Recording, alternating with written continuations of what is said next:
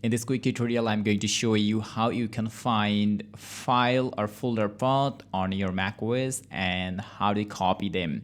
So first of all, you have to open the Finder and now navigate to the folder. For example, I'm choosing this CSE folder, and here you can see there is a file path over here. To normally show this kind of path, you have to choose the view option, and from here you have to choose show path bar.